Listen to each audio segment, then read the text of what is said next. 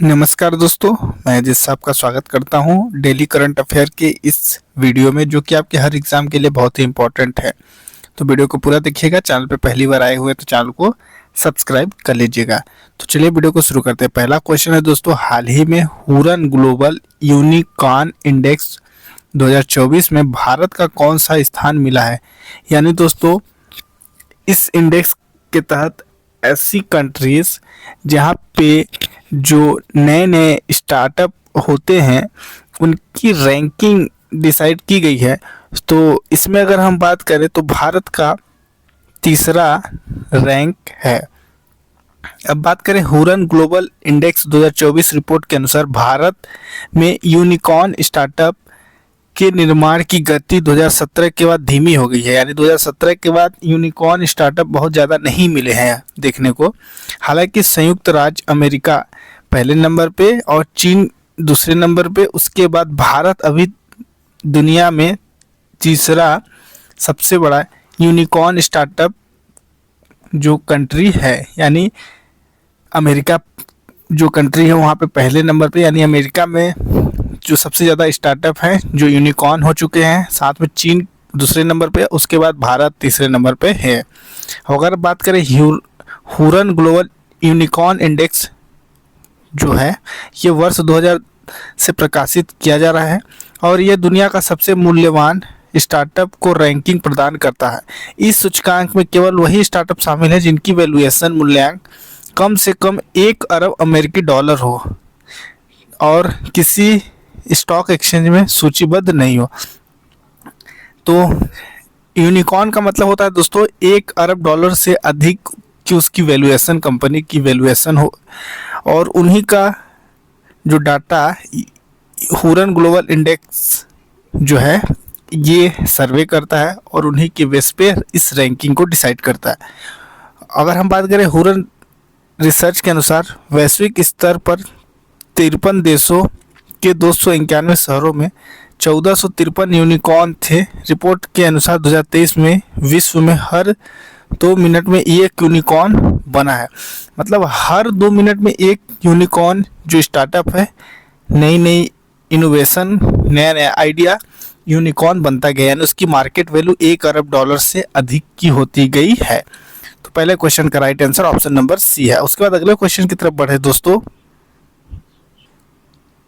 तो अगला क्वेश्चन है, हाल ही में दिवंगत नोबेल पुरस्कार विजेता पीटर हिग्स ने किसका आविष्कार किया। तो अगर हम बात करें दोस्तों पीटर हिग्स की, तो ये ब्रिटेन के थे और ब्रिटेन के पीटर हिग्स और बेल्जियम के फ्रांसवा इंगल ने 2013 का भौतिक, यानी इनको भौतिक का नोबेल पुरस्कार प्रदान किया गया था। दोनों वैज्ञानिकों ने परमाणु से छोटे कणों के द्रव्यमान को समझाने की प्रक्रिया की सैद्धांतिक खोज की और हिग्स ने 1960 में ब्रह्मांड में मूलभूत पदार्थ की संरचना को लेकर एक प्रक्रिया का सुझाव दिया था। तो हाल ही में दिवंगत नोबेल पुरस्कार विजेता पीटर हिग्स ने आविष्कार किया था। तो अगर हम बात करें दोस्तों तो इसका राइट आंसर है ऑप्शन नंबर बी, गाग्ड पार्टिकल। तो ऑप्शन नंबर बी इसका राइट आंसर है। तो ये दोस्तों, ये जो क्लास आप देख रहे हैं SSC, railway, MPPSC, UPSC, UP police exam या आगामी जो भी कॉम्पिटिटिव एग्जाम्स हैं उन सभी में बहुत इंपॉर्टेंट, जहाँ पे भी करंट अफेयर की बात होती है उन सभी के लिए ये वीडियो बहुत इंपॉर्टेंट है। उसके बाद अगला क्वेश्चन दोस्तों। तो अगला क्वेश्चन आपके सामने कुछ इस तरीके से है, हाल ही में नई स्वर्ण समर्थित मुद्रा जीआईजी किसने लॉन्च की है। तो अगर हम बात करें दोस्तों, इस जिम्बाब्वे ने एक नई स्वर्ण समर्थित मुद्रा जीआईजी प्रस्तुत किया है। अप्रैल 2024 में जिम्बाब्वे ने ZIG नामक एक नई स्वर्ण समर्थित मुद्रा जारी किया है। इसके नाम पर जिग का अर्थ है जिम्बाब्वे गोल्ड। जिम्बाब्वे का यह प्रयास अर्थव्यवस्था को स्थिर करना है जो पिछले 25 वर्षों से लगातार संकट की ओर बढ़ रही है। तो ऑप्शन नंबर इसका सी राइट आंसर है। और जिम्बाब्वे की बात करें तो दोस्तों ये इसकी एक जो कंट्री है इसकी अर्थव्यवस्था पूरी तरीके से खत्म की कगार पे चली गई है। इसी को देखते हुए एक नई करेंसी वहाँ की सरकार ने जारी किया है। तो right answer option number C, जिक जो है जिम्बाब्वे की नई करेंसी के रूप में स्टार्ट किया गया। तो उसके बाद अगला क्वेश्चन दोस्तों, तो अगला क्वेश्चन है दोस्तों, खुबानी खिलना महोत्सव 2024 कहाँ शुरुआत हुआ? तो इसका right answer option number A, Ladakh में ये महोत्सव चालू किया गया है। उसके बाद अगला क्वेश्चन, भारत का जनवरी मार्च में कॉफी निर्यात 13.35% से बढ़कर कितना हो गया है? तो अगर इस क्वेश्चन की बात करें दोस्तों तो 1.25 लाख टन हो गया है। अगर हम बात करें रोबस्टा कॉफ़ी की अधिक मांग के कारण इस साल जनवरी से मार्च यानी 3 माह की अवधि के दौरान भारत से कॉफ़ी का निर्यात 13.35% से बढ़कर 1,25,631 टन हो गया है। यानी दोस्तों बहुत ही इंक्रीज हुआ है। और सरकारी आंकड़ों में यह जानकारी दी गई है कि वर्ष 2023 की समान अवधि में देश ने 1,10,830 टन कॉफ़ी का निर्यात किया था। यानी 23 में 1,10,000 और अभी जनवरी यानी 2024 में लगभग दोस्तों 15,000 टन का एक्स्ट्रा निर्यात किया गया है। तो right answer option number C है। उसके बाद अगला क्वेश्चन दोस्तों कुछ इस तरीके से है, हाल ही में भारतीय नौसेना हाफ मैराथन का आयोजन किस शहर में किया गया? तो इसका right answer option number C, New Delhi. युवाओं को भारतीय नौसेना में शामिल होकर एक साहसी जीवन जीने के लिए प्रोत्साहित किया जाएगा। रक्षा मंत्रालय ने एक बयान में कहा कि भारतीय नौसेना को 6 अक्टूबर को नई दिल्ली में हाफ मैराथन दौड़ के आयोजन की घोषणा करते हुए बहुत गर्व का अनुभव हो रहा है। यानी नई दिल्ली में हाफ मैराथन स्टार्ट किया जाएगा जो कि 6 अक्टूबर यानी लगभग इस साल के लास्ट में ये आयोजन किया जाएगा। उसका अगला क्वेश्चन दोस्तों, अगला क्वेश्चन कह रहा है हाल ही में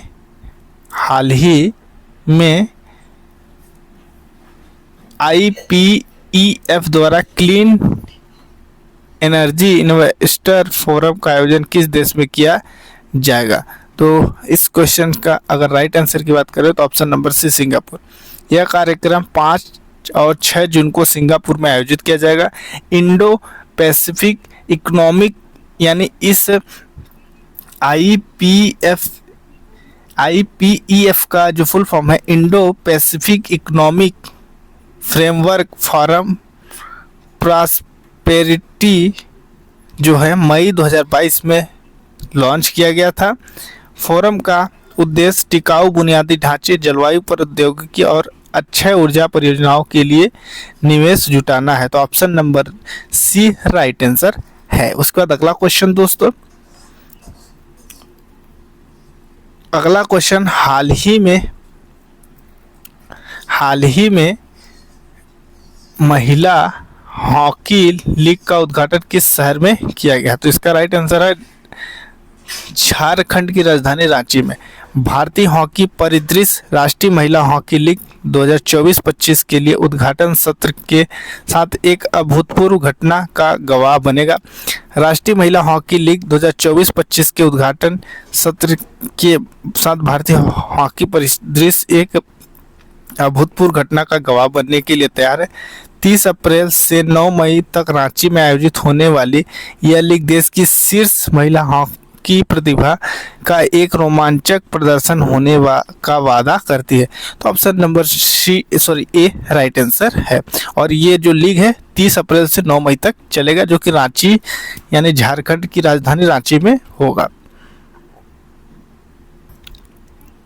उसके बाद अगला क्वेश्चन, हाल ही में किस देश की सेना माउंट एवरेस्ट से कचरा इकट्ठा करने के लिए अभियान चलाएगी? तो इसका राइट आंसर है नेपाल।